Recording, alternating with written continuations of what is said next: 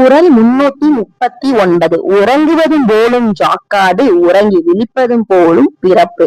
பொருள் விளக்கம். இறப்பு என்பது ஒருவருக்கு உறக்கம் வருவதை போன்றது. பிறப்பு என்பது அந்த உறக்கம் நீடி விழித்துக் கொள்வதை போன்றது.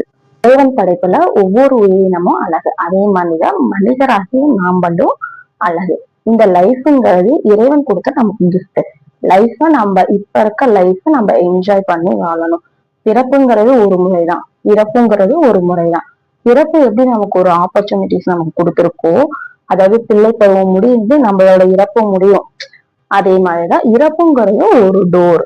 சோ நம்ம நல்லதை செஞ்சோம் அப்படின்னா நம்ம சொர்க்கம் போவோம், நம்ம கிட்டது செஞ்சோம் நரகம் போவோம், அந்த மாதிரி. அதனாலதான் இறப்புங்கிறது ஒரு டோர் அப்படின்னு சொல்லிட்டு நான் சொல்றேன். இப்ப இருக்க லைஃப நாம எப்படி வாழறோம், நம்மளோட லைஃப்ங்கிறது நமக்கு இறைவன் கொடுத்த ஒரு ஆப்பர்ச்சுனிட்டி. இது ஒரு சான்ஸ். இப்ப நாம இருக்க இந்த நிமிஷம் கூட நமக்கு நிரந்தரம் கிடையாது.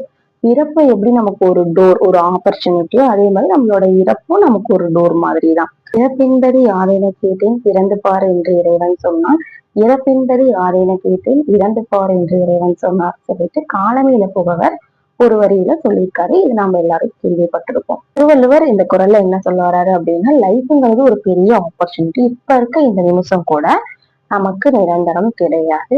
சோ நம்ம எப்ப இருப்போம், எப்ப இறப்போம் அப்படின்னு யாருக்கும் தெரியாது. நம்ம வாழ்ற இந்த வாழ்க்கை ஒரு சாதாரண வாழ்க்கை கிடையாது.